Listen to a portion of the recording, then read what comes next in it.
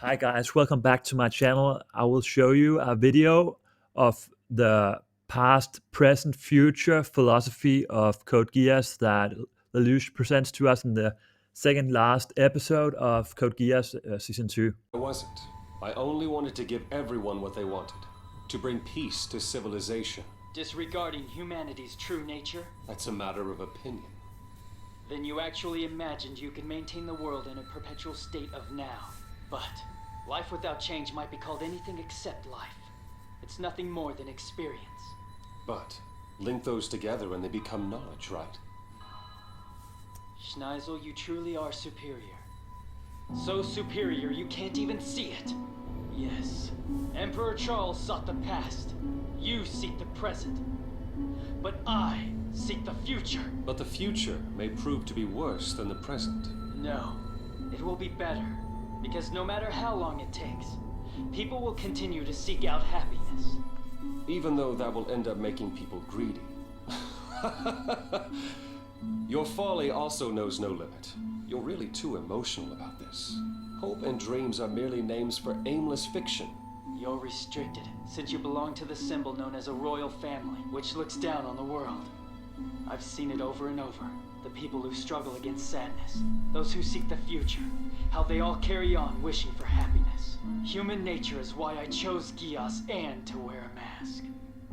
Lelouch, you're contradicting yourself. You, who continually deny the will of others, are standing here before us affirming the will of humanity. That's enough. So I recently visited a friend for a weekend and we talked about the video I did on chess aesthetics in Code Geass. Now, I told him chess isn't really complicated in Code Geass, but he said you wouldn't be able to defeat either Schneitzel or Lelouch. And that's right. The chess is used as a means to show they're really brilliant, but technically, the show authors didn't really know much about chess. But these guys are on the level of Garry Kasparov and Magnus Carlsen, the best chess players in all time. So I'm going to reflect on the video clip I just showed you. Note that this is not an in-depth 40 minutes analysis of this statement that Lelouch makes, but it's just a true fan doing a short reflection on what these three worldviews means, worldviews of the past, the present, and the future. Now Lelouch states that him, his father, and brother have three different philosophies on how to rule the world. Lelouch believes his father, Emperor Charles, is stuck in the past because he wants to freeze the world in a totally transparent status quo where no one can lie. He dislikes lies. He thinks the world is filled with lies, so he wants to erase lies. His older brother, Schneitzel, think differently of time. Schneitzel, on the other hand, wants the present, the world as it's been in its structures right now. However, Lelouch visualizes a future of possibilities where people are free to lie and not to lie, and where we break some of these rigid structures that have been here all the time. Lelouch views Schneitzel as seeing himself as royally superior and therefore being blind to what's really going on, because Schneitzel wants time to remain in a flow that reflects the current power structure of royalty, nobles, and commoners. Schneitzel looks down on people and therefore does not affirm human will. But as shown in the video, he doesn't feel that Lelouch affirms human will either, at least trustworthily. The current global political structures which suppress ordinary people with Britannia, as it says, is Schneitzel's ideal world. Emperor Charles wishes to freeze time by creating a world without lies using the Ragnarok connection, which is something like God. This Lelouch hinders. A world without lies, with only one outcome, has truth as being exclusive. Truth is the only thing that can happen in this kind of world, a world without lies.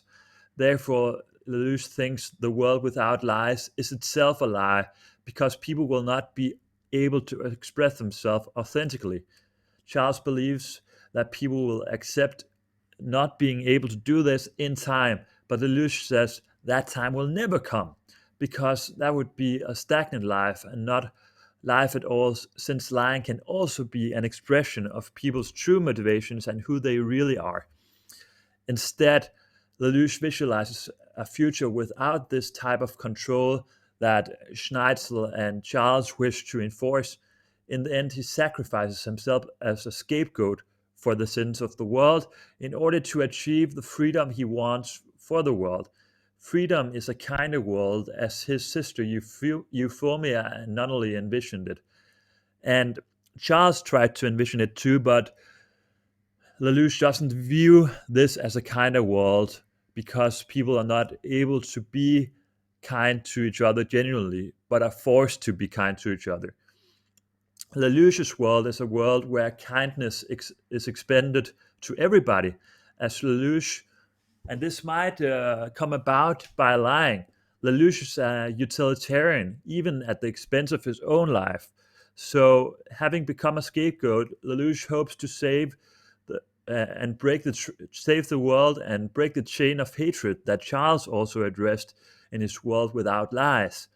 When when Lelouch becomes a symbol of the defeated tyrant, he really succeeds in what Charles and Schneitzel didn't. He brings about peace, but he brings about peace by lying in the Zero Requiem.